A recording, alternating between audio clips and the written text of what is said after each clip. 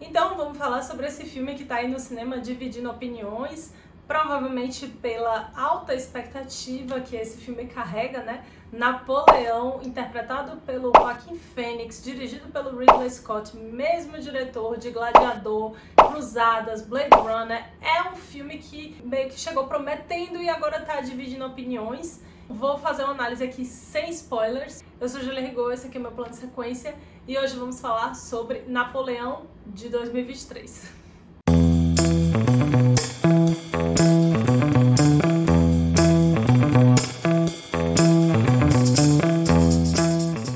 Então, o filme historia a ascensão e queda de Napoleão, não prometendo aí ser um filme completamente fiel aos fatos históricos, e traz aqui uma abordagem muito moderna que me lembrou bastante a abordagem do filme O Rei. E o que seria essa abordagem? Trata-se de, apesar de ser um filme de época, que vai falar de eventos grandiosos, é uma abordagem mais minimalista, mais voltada ao estudo de personagem e uma visão mais humanizada de todos aqueles personagens, incluindo o próprio Napoleão, que é aí, digamos que, uma pessoa da história que tem um mito ao redor dele. Então o filme busca também desmistificar a história e mostrar o homem na visão do filme, que é de um personagem extremamente controverso, muitas vezes com inseguranças e fragilidades, que contrasta com o seu grande ego. É um personagem também muito introspectivo e ninguém melhor do que o Joaquin Phoenix para interpretar essas contradições humanas. Ele é muito bom em fazer personagens cheios de camadas e que consegue transitar em diferentes emoções sem ser um personagem muito externo, né? De externar muitas coisas. E eu sempre digo que fazer um personagem introspectivo é muito complexo, porque você tem que trabalhar muito bem com o olhar e deixar pistas sem expressar, né? Não é aquela coisa com a fala, com a voz para fora, com a expressão corporal. É uma coisa que fica muito retida nas microexpressões faciais e como que o ator vai colocar aquilo para o público sem entregar completamente, já que ele é alguém mais seguro, né? Que segura ali as emoções. E esse personagem, o fato do protagonista ser um personagem tão controverso, reforça essa nova abordagem de filmes históricos que buscam trazer personagens mais humanos, como também é o caso de O Rei, me lembrou muito, porque ambos mostram personagens imperfeitos e que, apesar de estarem ali representando homens grandiosos da história, são homens, seres humanos, que sentem insegurança, medo, confusão, e tudo isso tá aqui, tanto no roteiro como na linguagem da direção, porque em muitos momentos a escolha de mostrar o personagem em primeiríssimo plano, né? Você tá sempre muito perto dele, você tem os momentos de batalha em que ele aparenta estar confuso, em que ele aparenta medo, e as cenas de batalha nesse sentido também são muito interessantes para comunicar com essa nova abordagem. Demonstra, assim, o terror da guerra, não a guerra enquanto entretenimento, enquanto aventura, a aventura do herói, é o terror do massacre que vai acontecer em prol de um objetivo que talvez não valha a pena. Então a maneira de mostrar isso na linguagem cinematográfica é muito interessante, porque aqui fica bem evidente o quanto a mixagem de som enfatiza os respiros, os gemidos, o medo, a hesitação. Então mostra ali o próprio Napoleão na primeira cena de combate, ele hesitante, ele receoso, e ao mesmo tempo, quando a proposta é mostrar a crueldade da guerra, tem ali cortes maravilhosos em que mostra o efeito, né? Enfim, todo o massacre, as pessoas gritando e tal, e a expressão dele totalmente fria, dando os comandos de guerra, né?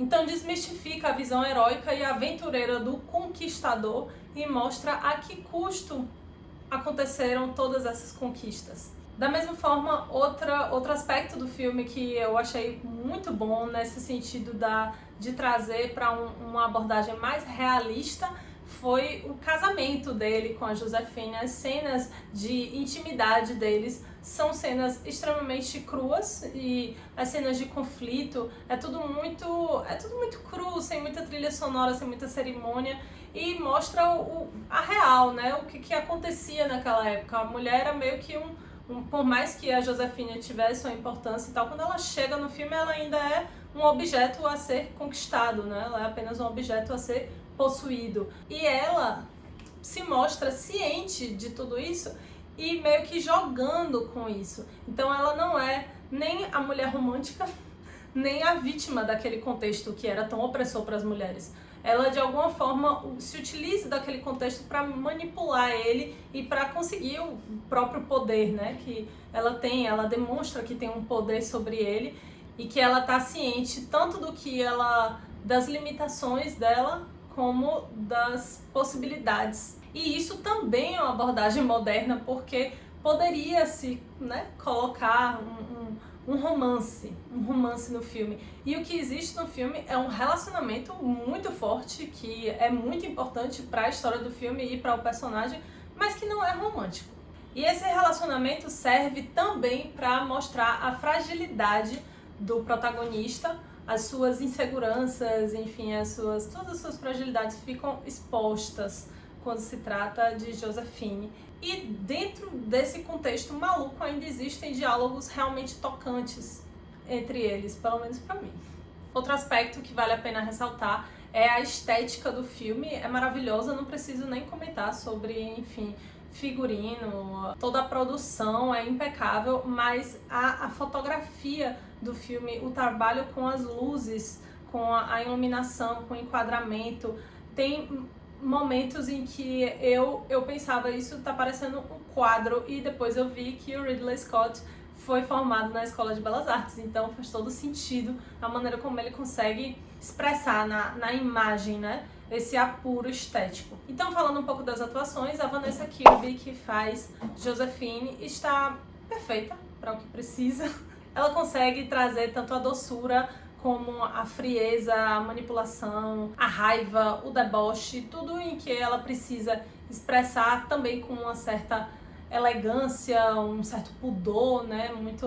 Muita polidez no trato que era exigido da época. Enfim, eu achei que houve química entre o casal que era necessário, porque ela é um ponto muito importante na vida afetiva, né, do personagem.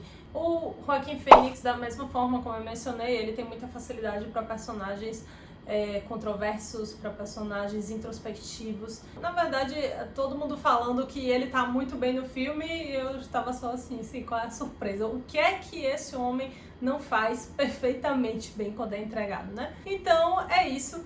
Eu acredito que, ainda que se tenha aquela questão, né, de que a versão que foi pro cinema, a versão de 2 horas e 40 e a versão completa está no catálogo da Apple, é um filme de 4 horas, o corte do diretor.